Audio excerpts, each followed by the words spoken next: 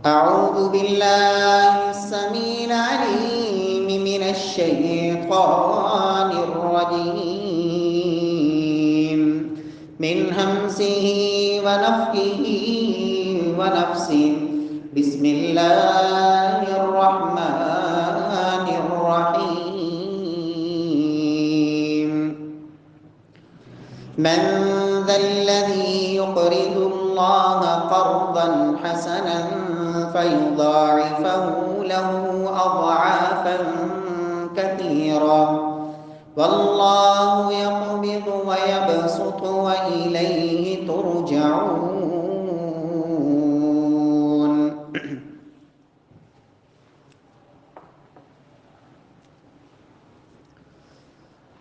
من ذا الذي يقرض الله قرضا حسنا، کون ہے وہ شخص جو اللہ سبحانہ و تعالیٰ کو قرض حسنہ دے، فَيُضَاعِفَهُ لَهُ أَضْعَافًا كَثِيرًا، پس وہ اس قرض کو کئی گنا بڑھا چڑھا کے اسے عطا فرمائے. واللہ یقبض ویبسط، اللہ سبحانہ و تعالی وہی رزق میں کمی کرتے ہیں، وہی اضافے کرتے ہیں. وَإِلَيْهِ تُرْجَعُونَ، اور اس اللہ کی طرف ہی تم سب نے لوٹ کے جانا ہے. معزز سامعین کرام، محترم بھائیوں، بزرگوں، دوستوں، معززات ماؤں اور بہنوں، گزشتہ جمعۃ المبارک میں اللہ رب العزت کی راہ میں مال خرچ کرنا، اللہ کو راضی کرنے کے لیے اللہ کے دیے ہوئے مال میں سے رب کے راستے میں دینا، اس کی کتنی بڑی فضیلت اور عظمت ہے. اسی موضوع کے متعلق ہی آج کے اس خطبہ جمعہ میں بھی انشاءاللہ کچھ چند گزارشات پیش کریں گے.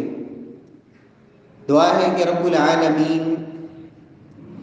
ہم سب کے رزق حلال میں اللہ برکتیں نصیب فرمائے، اور جو کچھ رب نے عطا فرمایا ہے رب العالمین اس مال میں سے اپنے راستے میں دینے کی اللہ توفیق نصیب فرمائے. محترم بھائیوں، دنیا کے اندر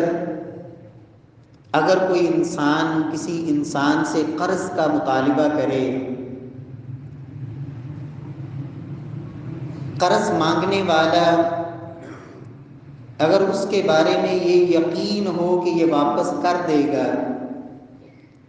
میں جو اسے قرض دوں گا وہ میرا مال ضائع نہیں جائے گا،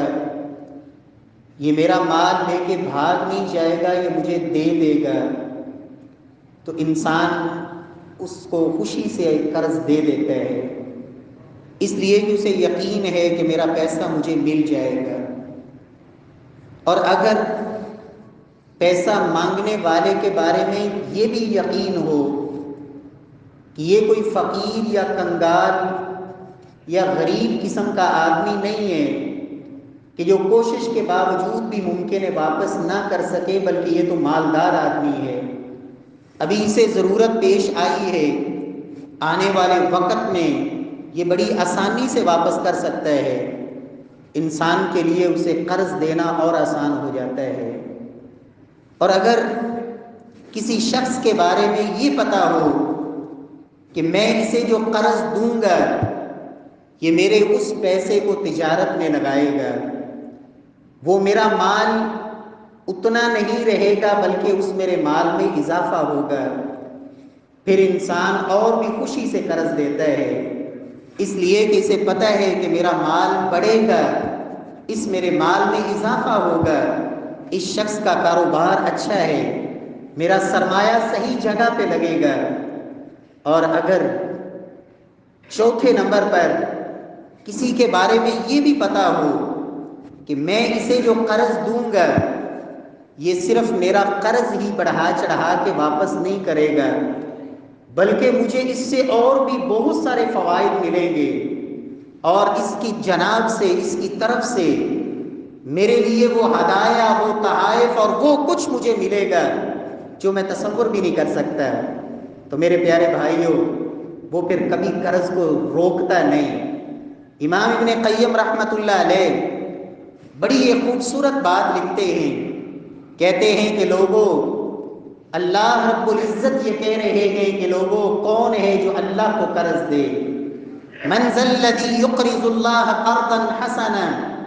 کون ہے جو اللہ کو قرض دے؟ سب سے پہلی بات یہ ہے کہ اللہ سبحانہ و تعالی جب اس نے یہ فرما دیا ہے فَيُضَاعِفَهُ لَهُ أَضْعَافًا كَثِيرًا کہ وہ رب اسے ضرور واپس کرے گا اور کئی گنا بڑھا چڑھا کے کرے گا، تو پھر رب سے زیادہ وعدوں میں سچا کون ہو سکتا ہے؟ وہ رب العالمین ضرور عطا فرمائیں گے۔ اور پھر دوسری بات کہ دنیا کے اندر انسان تو ایک وقت میں مالدار ہو تو آنے والے وقت میں بھی فقیر ہو سکتا ہے، لیکن رب العالمین تو وہ غنی ذات ہے، وہ بے پرواہ ذات ہے جو یہ اعلان کرتی ہے یا ایھا الناس انتم الفقراء الی اللہ واللہ هو الغنی الحمید، اے کائنات کے لوگوں تم سب کے سب فقیر ہو، اللہ کے در کے فقیر ہو، وہ غنی اور بے پرواہ تو وحدہ لا شریک ہے۔ وَلِلَّهِ خَزَائِنُ السَّمَاوَاتِ وَالْأَرْضِ، وہ اتنا غنی اور مالدار ہے کہ زمین و آسمان کے خزانوں کا مالک تو وہی ہے۔ وہ رب العالمین جب قرض دینے کا کہہ رہا ہے تو پھر رب العالمین جو خود غنی بھی ہے، خود بے پرواہ بھی ہے، اور وہ کئی گنا بڑھا چڑھا کے بھی دینے پہ قادر ہے اور وہ عطا کرتا بھی ہے۔ امام ابن قیم رحمۃ اللہ علیہ کہتے ہیں یہ سب کچھ ہونے کے باوجود پھر بھی جو انسان صدقہ نہیں کرتا، محمد مصطفیٰ صلی اللہ علیہ وسلم نے فرمایا تھا لوگوں الصدقۃ برہان، صدقہ انسان کے ایمان کی دلیل ہے۔ اس کا مطلب یہ ہوا کہ جس شخص کو یقین ہے کہ میں رب کو دوں گا، اللہ واپس بھی کرے گا، بڑھا چڑھا کے کرے گا، کئی گنا بڑھا چڑھا کے کرے گا، اور وہ دینے پہ قادر اور قدیر بھی ہے، پھر بھی وہ نہیں دیتا، یہ انسان اس کے ناقص ایمان ہونے کی علامت ہے، اور یہ شخص بخل اور شح کے اندر اس درجے تک پہنچا ہوا ہے جس کے بارے میں محمد مصطفیٰ نے فرمایا تھا شح مطاع، کہ ایسا بخل جس کے انسان پیچھے بھاگے، یہ بخل انسان کو تباہ و برباد کر دیتا ہے، یہ ذلیل اور رسوا کر دیا کرتا ہے۔ سلف کو کتنا یقین تھا کہ میرے رب نے جب یہ وعدہ کیا ہے کہ وہ عطا کرے گا، بڑھا چڑھا کے کرے گا۔ امام ترمذی رحمۃ اللہ علیہ جامع ترمذی کے اندر کتاب البر والصلہ اس کے آخر میں ایک واقعہ نقل کرتے ہیں۔ ابن جریج رحمہ اللہ مکی بن ابراہیم کہتے ہیں کہ ہم ابن جریج کے پاس ان کی مجلس میں موجود تھے، حدیث کی مجلس چل رہی تھی۔ ایک سائل آیا، آ کے سوال کرتا ہے کہ مجھے کچھ دیجئے۔ ابن جریج رحمہ اللہ اپنے خازن کو کہتے ہیں، اپنے خزانچی کو کہتے ہیں آتی ہی، یہ سائل جو مانگنے آیا ہے اسے دو۔ وہ خزانچی اور ان کے جو ذمہ دار تھا مالی معاملات کا، وہ کہتا ہے کہ حضرت عندی دینار، میرے پاس صرف اور صرف 1 دینار ہے۔ فغضب، ابن جریج رحمہ اللہ غصے ہوئے، کہا جب میں کہہ رہا ہوں کہ اسے دے دو تم کیوں نہیں دے رہے؟ وہ خزانچی کہتا ہے ان اعطیتہ لجعت انت وعیالک، 1 ہی دینار بچا ہے آج کے لیے، اگر میں نے دے دیا تم بھی بھوکے رہو گے، تمہارے بیوی بچے بھی بھوکے رہیں گے، گھر کے لیے بھی کچھ موجود نہیں۔ ابن جریج رحمہ اللہ کہتے ہیں جب یہ مانگنے والا آیا ہے، اللہ کے نام پہ مانگ رہا ہے، میں کہہ رہا ہوں دے دو تو پھر کیوں نہیں دیتے، عطا کر دو اسے۔ اس نے وہ 1 دینار اس سائل کو دے دیا۔ مکی بن ابراہیم کہتے ہیں ابھی مجلس ختم نہیں ہوئی تھی، اسی مجلس میں ہی ہم موجود تھے کہ ایک شخص آیا جس کے ہاتھ کے اندر ایک تحریر، ایک خط ہے اور ایک تھیلی ہے۔ کہا یہ آپ کے لیے کسی شخص نے بھجوایا ہے۔ ابن جریج رحمہ اللہ نے وہ تھیلی بھی پکڑی اور وہ خط بھی پکڑا اس تحریر کے اندر یہ لکھا ہوا تھا کہ حضرت یہ آپ کے لیے میری طرف سے یہ ہدیہ ہے، یہ تحفہ ہے، آپ قبول فرما لیں، اللہ رب العزت آپ کو اجر عظیم سے نوازے، یہ میری طرف سے آپ کے لیے ہدیہ ہے۔ کہتے ہیں کہ اس تحریر میں لکھا ہوا تھا کہ میں نے آپ کے لیے یہ 50 دینار بھجوائے ہیں۔ ابن جریج رحمہ اللہ نے وہ تھیلی کو کھولا، جب ان دیناروں کو گنا گیا تو وہ 50 نہیں بلکہ 51 تھے، ایک دینار زائد تھا۔ تو اپنے خازن سے کہنے لگے قد اعطیت واحدا فردہ اللہ علیک وزادک 50، تو نے اللہ کے نام پہ ایک دیا تھا، رب نے وہ تیرا ایک بھی واپس لوٹا دیا اور ساتھ 50 رب نے فوراً اضافی عطا فرما دی۔ یہ ایمان کی بات ہے، یہ یقین کی بات ہے۔ جب اللہ کے نبی صلی اللہ علیہ وسلم کوئی بات کہہ دیتے تھے، صحابہ کرام کا ایمان یہ تھا کہ اللہ کے رسول نے فرما دیا، اب یہ بات غلط نہیں ہو سکتی، اور اللہ کے رسول بغیر قسم اٹھائے بھی بات کہہ دے، میرا اور آپ کا یقین اور ایمان یہ ہونا چاہیے کہ زبان مصطفیٰ سے کوئی بات غلط نکل ہی نہیں سکتی، اس لیے کہ وہ تو وحی الہی بھی ہوا کرتی ہے۔ اللہ کے رسول نے قسم اٹھا کے فرمایا تھا ما نقصت صدقۃ من مال شیئا،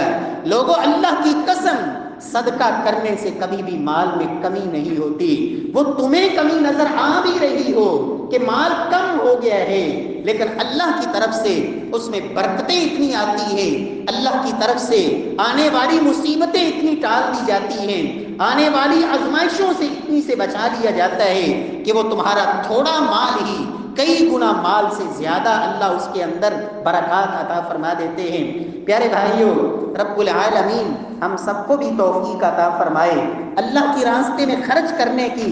نبی کائنات صلی اللہ علیہ وسلم کی تعلیمات سے یہ بات بھی معلوم ہوتی ہے، اور میں نے گزشتہ جمعے کے آخر میں یہ بات کہی تھی کہ جب بھی صدقہ دیں، اللہ کی راہ میں دیں، دو باتیں کوشش کیا کریں، ہمیشہ یاد رکھیں۔ پہلی بات، کوشش کریں کہ لوگوں کی نظروں سے چھپا کے دیں، الا یہ کہ آپ کا مقصد یہ ہو کہ جب میں یہاں دوں گا لوگ مجھے دیکھ کر اور بھی دیں گے۔ اگر نیت یہ ہے پھر تو محمد مصطفیٰ صلی اللہ علیہ وسلم نے ایک دفعہ مسجد نبوی میں اعلان کیا تھا، غرباء کے لیے سب سے پہلے ایک شخص اٹھا جس نے ایک مٹھی چند کھجوریں رکھی، لوگ شروع ہو گئے اسے دیکھ کر، اتنا دیا لوگوں نے کہ مسجد میں ڈھیر جمع ہو گیا۔ اللہ کے رسول صلی اللہ علیہ وسلم فرماتے ہیں جس شخص نے اس کام کا آغاز کیا تھا، اس نیکی میں سب سے پہل کی تھی، اسے دیکھ کر جتنے لوگوں نے یہ عمل کیا ہے رب العالمین ان سب کے برابر اسے بھی اجر و ثواب سے نوازیں گے۔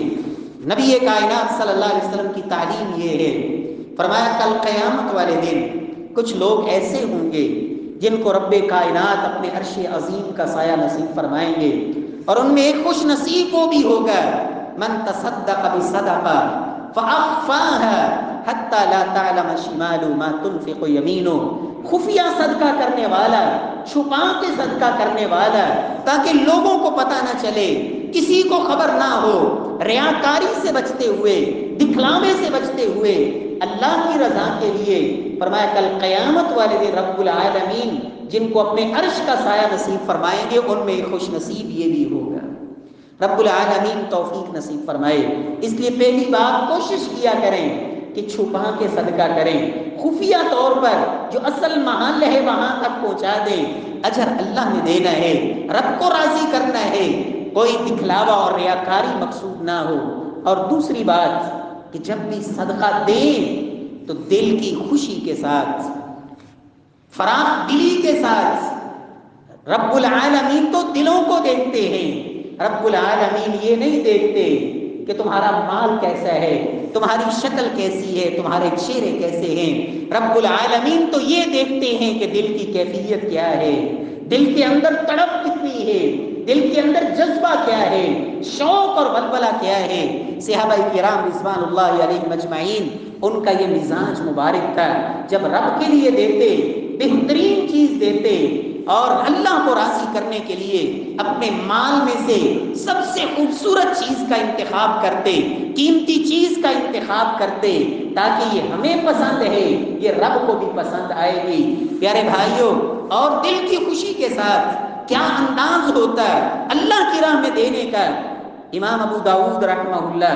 سنن نبی داؤد میں ایک واقعہ نقل کرتے ہیں، سیدنا ابی بن کعب رضی اللہ تعالی عنہ کو اللہ کے رسول صلی اللہ علیہ وسلم نے ایک علاقے میں زکوٰۃ کی وصولی کے لیے بھجوایا۔ سیدنا ابی بن کعب رضی اللہ تعالی عنہ جب وہاں پہنچے، ایک شخص سے ملاقات ہوئی، اس کے مال کا جائزہ لیا، مال کا حساب لگایا، اور حساب لگانے کے بعد اس صاحب مال سے کہتے ہیں کہ یہ ایک چھوٹی سی اونٹنی یہ آپ کی زکوٰۃ میں بنتی ہے، مجھے یہ اونٹنی جو ہے یہ زکوٰۃ میں آپ میرے سپرد کر دیں۔ وہ شخص جو صاحب مال تھا وہ کہنے لگا کہ حضرت، آج تک اللہ کے رسول صلی اللہ علیہ وسلم کی طرف سے میرے پاس کوئی شخص نہیں آیا، اور نہ ہی اللہ کے رسول ہی آئے ہیں، پہلا موقع ہے، میں اللہ کی راہ میں کچھ دینے کے لیے جا رہا ہوں، اور یہ اونٹنی میں دوں جو نہ سواری کے قابل ہے نہ یہ دودھ دینے والی ہے،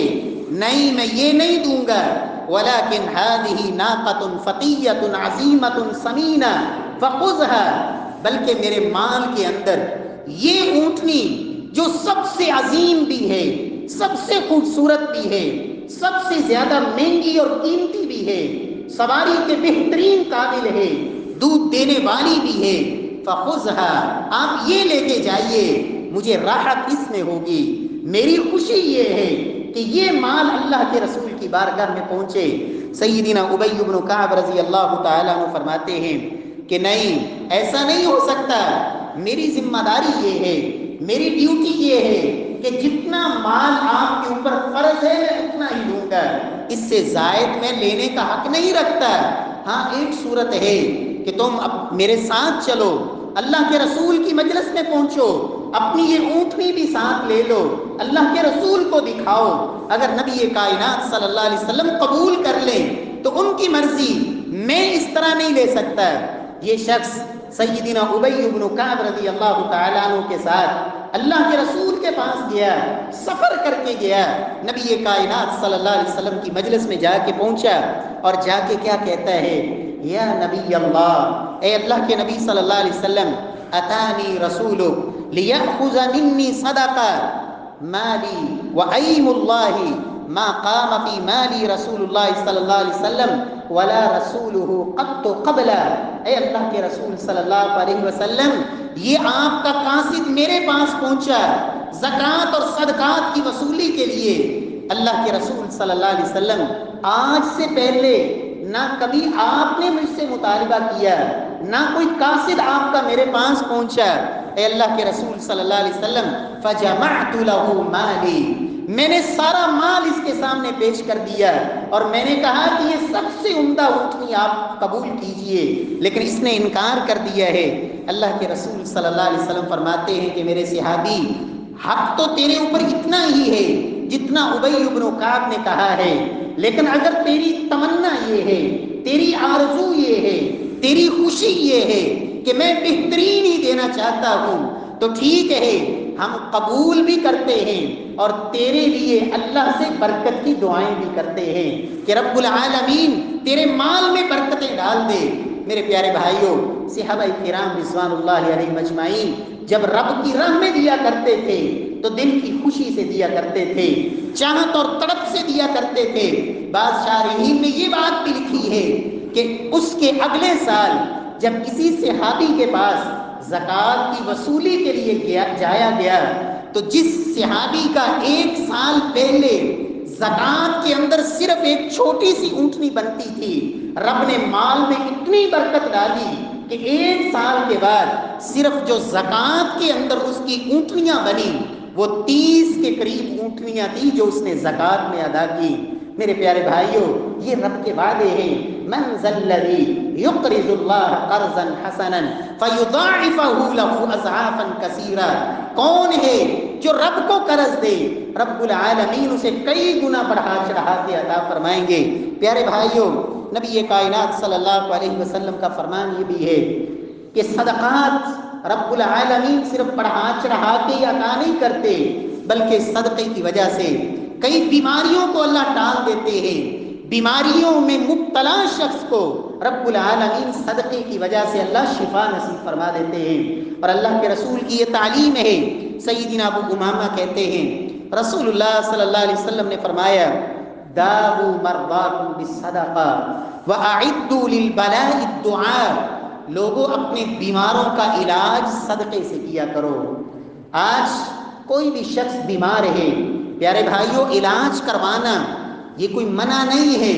یہ اللہ کے نبی کی سنت ہے، آپ کی تعلیم ہے۔ تداووا یا عباد اللہ، اے اللہ کے بندو علاج کروایا کرو، رسول اللہ صلی اللہ علیہ وسلم کی تعلیم ہے۔ لیکن یاد رکھیں اس علاج کے ساتھ ساتھ جو جسمانی طور پر آپ کروا رہے ہیں اور اس کے لیے ڈیلی بیس پہ آپ دوائی بھی کھاتے ہیں، پیسے بھی خرچ کرتے ہیں، فیسیں بھی ادا کرتے ہیں، ٹیسٹ بھی کرواتے ہیں، بہت کچھ کرواتے ہیں، محمد مصطفیٰ صلی اللہ علیہ وسلم کی زبان اطہر سے نکلی ہوئی یہ بات، اے اللہ کے بندو اپنے بیماروں کا علاج صدقے سے کیا کرو، یہ بھی میرے اور آپ کے لیے ہے کہ زندگی کے اندر یہ معمول بنا لیں۔ رب العالمین آنے والی بیماریوں کو بھی ٹالیں گے، جو بیماریاں ہیں اللہ ان سے بھی شفا نصیب فرمائیں گے۔ عبداللہ بن مبارک رحمہ اللہ کے حوالے سے ایک قصہ ملتا ہے کہ ان کے پاس ایک شخص آیا، کہنے لگا کہ میرے گھٹنے کے اندر ایک پھوڑا نکلا اور اس پھوڑے کا میں نے اتنا علاج کروایا، 7 سال بیت گئے لیکن میرا وہ زخم آج تک ٹھیک نہیں ہوا، جس سے ریشہ بھی بہتا ہے، خون اور پیپ بھی، اور مجھے ہمہ وقت یہ تکلیف رہتی ہے۔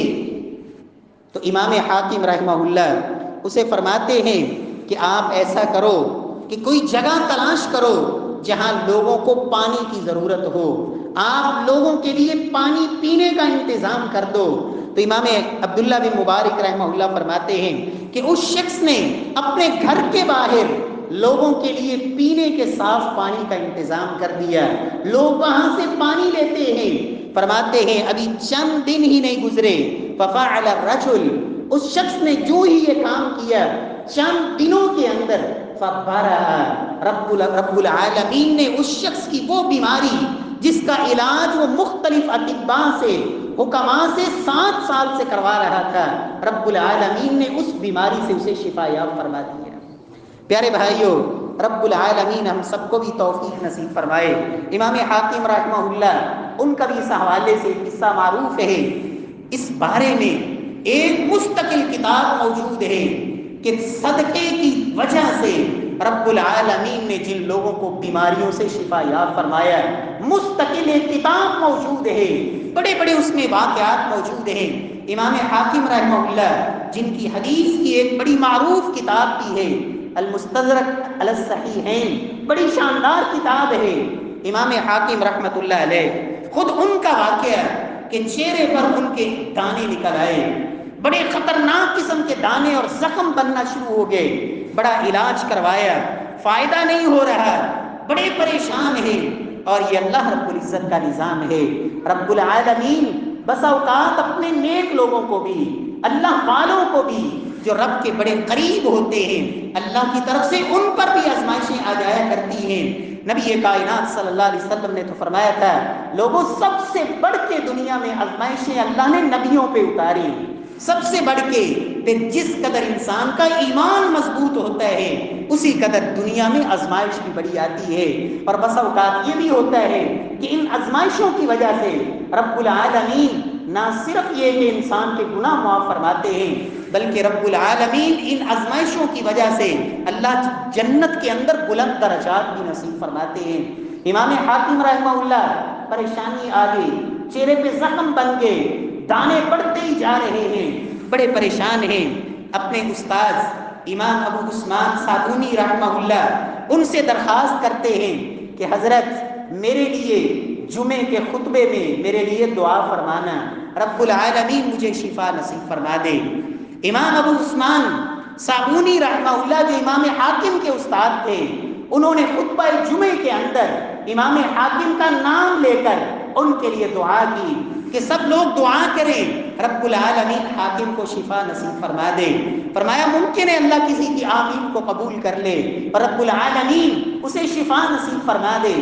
فرماتے ہیں کہ اس جمعے کے بعد اگلے خطبہ جمعہ کے اندر ایک عورت نے مسجد کے اندر ایک پرچی بھجوائی جس کے اوپر یہ لکھا تھا کہ حضرت آپ نے خطبہ جمعے کے اندر امام حاکم کے لیے دعا کا کہا تھا اور میں نے پورا ہفتہ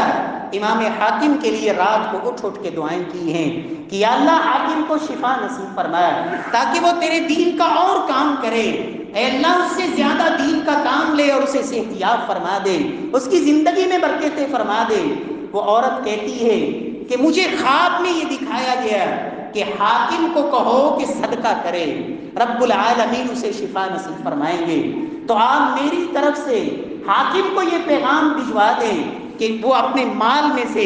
صدقے کا اہتمام کرے، رب العالمین اسے شفا نصیب فرمائیں گے۔ اور اللہ کے رسول کا یہ فرمان بھی ہے، واقعے میں یہ بات موجود ہے، فما مر علیہ اسبوع، امام حاکم تک یہ بات پہنچی، انہوں نے روٹین سے پہلے بھی صدقہ کرتے ہوں گے لیکن اہتمام کے ساتھ، پابندی کے ساتھ انہوں نے مستقل طور پر اس نیت سے صدقہ شروع کر دیا۔ راوی بیان کرتے ہیں فما مر علیہ اسبوع حتی ظہر الشفاء، ایک ہفتہ بھی نہیں گزرا کہ رب العالمین نے حاکم کو شفا یاب فرما دیا۔ وزالت تلک القروع ودعا وجهه الى احسن ما كان، چہرے کے رب العالمین نے سارے زخم اور دانے ختم فرما دیے اور چہرہ اتنا خوبصورت بنا دیا جتنا وہ بیماری سے پہلے تھا، رب العالمین نے اس سے بھی خوبصورت بنا دیا۔ میرے پیارے بھائیوں، رب العالمین تمام بیماروں کو اللہ شفا نصیب فرمائے اور رب العالمین مجھے اور آپ کو بھی خالق کائنات صدقات کی اللہ توفیق نصیب فرمائے۔ اور امام ابن قیم رحمۃ اللہ علیہ جو اپنے دور کے بہت بڑے امام تھے، رب العالمین نے ان سے بڑا دین کا کام لیا، وہ کہتے ہیں فإن للصدقة تأثیرا عجیبا فی دفع انواع البلاء، لوگوں یہ جو صدقہ ہے آنے والی آزمائشوں کو ٹالنے میں جتنا کردار صدقے کا ہے بڑا عجیب کردار ہے۔ رب العالمین صدقے کی وجہ سے آنے والی بڑی عجیب قسم کی آزمائشوں کو ٹالتے ہیں۔ وَلَوْ كَانَتْ مِنْ فَاجِرٍ أَوْ مِنْ ظَالِمٍ بَلْ مِنْ كَافِرٍ، ابن قیم رحمہ اللہ فرماتے ہیں صدقہ کرنے والا کوئی گنہگار انسان کیوں نہ ہو، صدقہ کرنے والا کوئی ظالم ہی کیوں نہ ہو، بل من کافرین، اگر صدقہ کرنے والا کوئی کافر ہی کیوں نہ ہو، رب العالمین دنیا میں اس صدقے کا اسے بھی نفع ضرور عطا فرماتے ہیں۔ اس لیے کہ آخرت تو کافروں کے لیے ہے نہیں، آخرت میں تو کافروں کے لیے کچھ نہیں، لیکن دنیا میں اس کافر کو بھی رب العالمین ضرور نوازتے ہیں جو صدقہ خیرات کرنے والا ہوتا ہے۔ رب العالمین توفیق نصیب فرمائے۔ میرے پیارے بھائیوں، رب العالمین نے جتنا دیا ہے اس میں سے ضرور اللہ کے لیے نکالا کریں اور اس کو معمول بنائیں۔ گناہوں کی معافی کا ذریعہ بھی ہے، ان تقرضوا اللہ قرضا حسنا یضاعفہ لکم ویغفر لکم واللہ شکور حلیم، لوگوں تم اللہ کو اگر قرض دو گے رب العالمین تمہیں بڑھا کر بھی دے گا، تمہارے گناہوں کو بھی معاف کرے گا، اور اللہ بڑے ہی قدردان اور بڑے ہی علم والے ہیں۔ سیدنا عبداللہ بن مسعود رضی اللہ تعالی عنہ کے حوالے سے کتب حدیث کے اندر ایک بڑا ہی عجیب قسم کا واقعہ موجود ہے،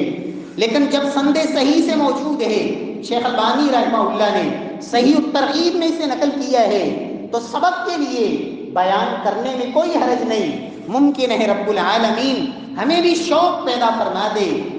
امام سیدنا عبداللہ بن مسعود رضی اللہ تعالی عنہ کہتے ہیں کہ پہلی قوموں کے اندر ایک راہب انسان تھا جس نے 60 سال تک اللہ کی عبادت کی، 60 سال تک رہبانیت کی زندگی بسر کی، صرف عبادت عبادت اور عبادت۔ 60 سال کی زندگی گزارنے کے بعد کہتے ہیں اتفاق ایسا ہوا کہ جس گرجے کے اندر، جس معبد خانے میں وہ عبادت کیا کرتا تھا، پڑوس کے اندر آ کے ایک عورت نے رہائش رکھ لی۔ اس راہب کی اس عورت کے ساتھ ناجائز تعلقات بن گئے۔ فرماتے ہیں کہ 6 راتیں اس راہب نے اس عورت کے ساتھ بسر کی۔ 6 راتیں گزارنے کے بعد اسے احساس ہوا کہ تو کس راستے پہ چل پڑا ہے، ڈر گیا، اللہ کا خوف آ گیا، توبہ تائب ہوا، واپس اپنے معبد خانے میں پلٹا اور رب کی عبادت کے اندر، لیکن خوف اتنا کہ 3 دن تک اس نے نہ کچھ کھایا نہ کچھ پیا کہ تو نے کیا کیا، 60 سال کیا تیری زندگی تھی اور یہ 6 راتیں اور 6 دن تو نے کیسے بسر کیے۔ اس خوف اور ڈر میں اور رب العالمین سے حیا میں 3 دن تک وہ کوئی چیز کھایا اور پیے بغیر رہا۔ کسی نے اس کو 1 روٹی بھجوائی، اس شخص نے اس 1 روٹی کو 2 ٹکڑوں میں تقسیم کیا اور 2 فقیر اور ضرورت مند انسان اس کے پاس آئے، آدھی روٹی ایک فقیر کو دے دی اور آدھی روٹی ایک فقیر کو دے دی، اس میں سے بھی خود کچھ نہیں کھایا، اور اس کے بعد اس کی موت کا وقت آ گیا۔ اللہ رب العزت کے سامنے پیش ہوا۔ سیدنا عبداللہ بن مسعود رضی اللہ تعالی عنہ فرماتے ہیں جب رب کے سامنے اس کو حاضر کیا گیا، اللہ کی طرف سے حکم دیا گیا کہ اس کی 60 سال کی عبادت وہ ایک پلڑے میں رکھ دی جائے، اور 6 راتیں جو اس نے رب کی بغاوت میں گزاری، زناکاری اور بدکاری میں گزاری، وہ 6 راتوں کا گناہ ایک پلڑے میں ڈال دیا جائے۔ فرماتے ہیں کہ جب ترازو کو قائم کیا گیا تو وہ 6 راتیں جو اللہ کی بغاوت میں گزاری تھی وہ وزنی ہو گئی اور 60 سال کی عبادت کا پلڑا اوپر اٹھ گیا۔ میرے پیارے بھائیوں، ہمیشہ یاد رکھیں، گناہ کو کبھی نہ دیکھا کریں کہ یہ گناہ کیا ہے کیسا، بلکہ یہ دیکھا کریں کہ جس اللہ کی بغاوت کر رہا ہوں، جس رب کی نافرمانی کر رہا ہوں، وہ ذات کتنی عظیم ہے۔ اس لیے سلف یہی کہا کرتے تھے، لوگوں اپنی خلوت کو بھی پاک رکھو، اپنی جلوت کو بھی پاک رکھو، کبھی بھی کسی گناہ کو چھوٹا نہ سمجھو۔ صحابہ کرام تو یہ کہا کرتے تھے، لوگوں تم گناہوں کو چھوٹا سمجھتے ہو، محمد مصطفیٰ صلی اللہ علیہ وسلم کے دور میں ہم انہی گناہوں کو تباہ و برباد کر دینے والا سمجھا کرتے تھے۔ اور یاد رکھیں، جس طرح ذرات مل کر وہ پہاڑ بن جاتے ہیں، جس طرح قطرات مل کر وہ سمندر اور دریا بنتے ہیں، جس طرح ایک ایک لکڑی مل کر وہ لکڑیوں کے گٹھے اور اتنی زیادہ بن جاتی ہیں کہ انسانوں کو ہی جلا دیتی ہیں۔ پیارے بھائیوں، اسی طرح یہ چھوٹے چھوٹے گناہ جو انسان چھوٹے سمجھ رہا ہوتا ہے، حقیقت میں وہ چھوٹے نہیں ہوتے، وہ چھوٹے چھوٹے مل کے ہی بسا اوقات انسان کی بربادی کا سبب بن جاتے ہیں۔ سیدنا عبداللہ بن مسعود رضی اللہ تعالیٰ عنہ فرماتے ہیں، پھر اللہ کی طرف سے حکم دیا گیا کہ اب اس کی وہ 1 روٹی جو اس نے اللہ کی رضا کے لیے اس نے صدقہ کیا تھا، اسے ایک پلڑے میں رکھا جائے، اور اس کی وہ 6 راتیں جو اس نے بدکاری میں گزاری ان کو ایک پلڑے میں ڈالا جائے۔ سیدنا عبداللہ بن مسعود رضی اللہ تعالیٰ عنہ فرماتے ہیں، فَوُزِنَ السِّبْطُ بِالرَّغِيفِ فَرَجَحَ الرَّغِيفُ، جب ترازو کو تولا گیا، جب وزن کیا گیا، جب پلڑوں کو اٹھایا گیا تو وہ 1 روٹی والا پلڑا وہ وزنی ہو گیا، اور 6 راتیں جو بدکاری میں گزاری تھی وہ ہلکا ہو گیا۔ رب نے اس 1 روٹی کے بدلے جو اس نے اللہ کی رضا کے لیے دی تھی، رب العالمین نے اسے معاف فرما دیا۔ رب العالمین ہمیں بھی اپنے مال میں سے اللہ اپنے راستے میں خرچ کی توفیق نصیب فرمائے۔ میرے پیارے بھائیوں، اولاد کی تربیت کے اندر اس بات کو شامل کریں۔ اگر میں اور آپ آج اپنی زندگی میں یہ عمل کریں گے، معمول بنائیں گے، اولاد صرف بولنے سے نہیں، صرف سنانے اور سمجھانے سے نہیں، جو اولاد کردار سے سیکھتی ہے، آنکھوں سے دیکھ کے سیکھتی ہے کہ میرا والد کیا کرتا ہے، میری والدہ کیا کرتی ہے۔ کتنے ایسے نوجوان، ان سے پوچھیں آپ سگریٹ کیوں پیتے ہیں، کہے گا میرا والد بھی پیتا تھا، اس کا بھی یہ معمول تھا، جب گھر میں یہ سلسلہ چلتا ہے تو میں بھی کرتا ہوں۔ اذا كان صاحب البيت بالدف ضاربا كان شيمة اهل البيت الرقص، کہنے والے نے کہا تھا جب گھر کا وڈیرا وہ ڈھول بجانے والا ہو تو پھر گھر میں ڈانس کرنے والے بھی پیدا ہوا کرتے ہیں، اس لیے کہ باپ کا کردار ہی اثر ڈالتا ہے۔ پیارے بھائیوں، سعودی عرب کا ایک بڑا ہی خوبصورت واقعہ کہ اولاد کس طرح انسان کا اثر لیتی ہے۔ ریاض شہر کے اندر ایک شخص جس کا والد بچپن میں فوت ہو گیا، والدہ اس نے محنت کر کے کمائی کر کے اپنے بچے کو تعلیم دلوائی. ایک عہدے پہ وہ بچہ پہنچا جب اس نے دیکھا کہ میری ماں نے میرے لیے کتنی محنتیں کی ہیں. جب اس کو ملازمت سے کچھ ملنا شروع ہوا، ہر مہینے کچھ مخصوص رقم وہ اپنی والدہ کو بھیجواتا ہے، والدہ کے سپرد کرتا ہے کہ آپ جیسے مرضی خرچ کریں. لیکن وہ والدہ رقم جمع کرتی رہی. جب والدہ اچانک فوت ہو گئی، اس بیٹے کو پتا چلا کہ ماں کے پاس تو اتنی دولت جمع ہو چکی تھی، جو میں بھجواتا تھا اس کے پاس ہی ہے. اس نے یہ عزم کیا کہ یہ دولت میں اپنی والدہ کی طرف سے ہی خرچ کروں گا صدقہ جاریہ کے طور پر، تاکہ رب العالمین میری والدہ کے لیے اس کو صدقہ جاریہ بنا دے. اس سلسلے میں اس نے مختلف جگہوں پہ، مساجد کے اندر مختلف جگہوں پر لوگوں کے لیے پانی کا انتظام، کنویں کھدوانا شروع کیے مختلف شہروں میں، بلکہ دوسرے ممالک میں بھی. سلسلہ چلتا رہا، اولاد بڑی ہوئی، لیکن اس کا یہ معمول تھا کہ یہ تسلسل، کہ جو رقم اپنی زندگی میں والدہ کو دیتا تھا، والدہ کی زندگی میں، وہ بعد میں بھی اسی طرح والدہ کی طرف سے صدقہ کرتا رہا. اولاد بڑی ہوئی، بیٹوں نے دیکھا کہ ہمارا والد اتنا عرصہ بیت گیا ہماری دادی کو فوت ہوئے، آج بھی اس کی طرف سے صدقہ کرتا ہے اور یہ نیکیاں کرتا ہے، کیوں نہ ہم بھی اپنے والد کے لیے کچھ کریں.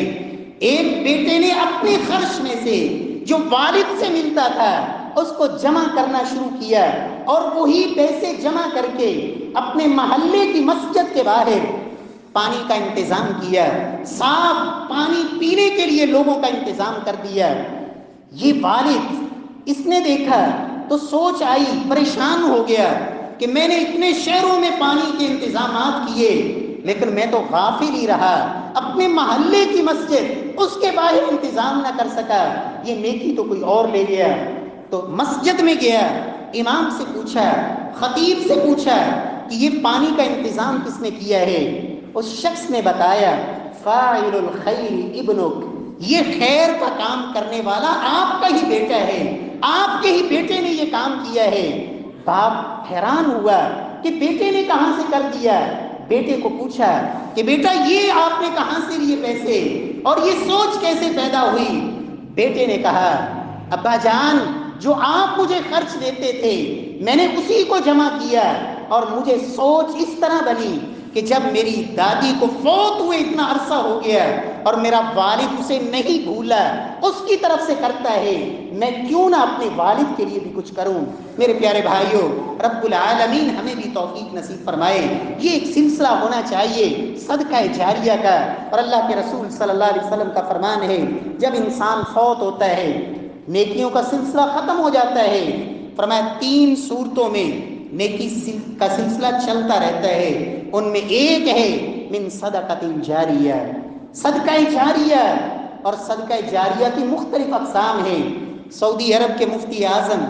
شیخ ابن عثیمین رحمہ اللہ صدقہ جاریہ کے بارے میں، کہ اس حدیث کے اندر جو اللہ کے رسول نے فرمایا کہ صدقہ جاریہ، فرماتے ہیں ذخیرہ احادیث اور کتب حدیث پر نظر ڈالنے کے بعد سمجھ یہ آتی ہے کہ سب سے بڑھ کے وہ صدقہ جاریہ جو انسان کو سب سے بڑھ کے نفع دے سکتا ہے، اور سب سے زیادہ افضل ترین صدقہ جاریہ کی قسم ہے، وہ انسان کا وہ پیسہ ہے جو انسان اللہ کے گھر پہ خرچ کرے، مسجد پہ خرچ کرے، مسجد بنانے پہ، مسجد کے متعلقات پہ. کیوں؟ فرماتے ہیں اس لیے کہ صدقہ جاریہ جو مسجد پہ مال خرچ کیا گیا، مسجد کے اندر جتنے لوگ نمازیں پڑھیں گے، اور یہ ہمیشہ جب تک مسجد قائم رہے گی نمازیں پڑھی جائیں گی، ان کا اجر بھی رب العالمین اس کو عطا فرماتے رہیں گے. مسجد کے اندر جتنے دروس ہوں گے، لوگوں کی اصلاح ہوگی، لوگ راہ راست پہ آئیں گے، قرآن مجید کی تعلیم اور تدریس اور قرآن مجید کا علم پڑھایا اور سکھایا جائے گا. فرماتے ہیں جتنا نفع مسجد پہ پیسہ خرچ کرنے سے ہوتا ہے، میرے علم کے مطابق فرماتے ہیں صدقہ جاریہ کی اور بھی بڑی اقسام ہیں، بڑی بڑی فضیلت والی ہیں، لیکن سب سے زیادہ افضل اور نفع مند یہی صورت ہو سکتی ہے. رب العالمین ہمیں بھی توفیق نصیب فرمائے. سلف میں کچھ ایسے لوگ بھی تھے، مرثد بن عبداللہ رحمہ اللہ جب بھی مسجد کی طرف آتے گھر سے کچھ نہ کچھ لے کے آتے. کچھ نہ کچھ لے کے آتے کہ اللہ کے گھر کی طرف جا رہا ہوں، صدقہ کرنا ہے۔ حتیٰ کہ ایک دن کچھ نہیں تھا گھر کے اندر، ایک پیاز پڑا تھا، وہ اٹھا کے لے آئے۔ کسی نے پوچھا حضرت مسجد جا رہے ہیں، بدبو آئے گی، سمیل آئے گی، یہ کیا لے کے جا رہے ہیں؟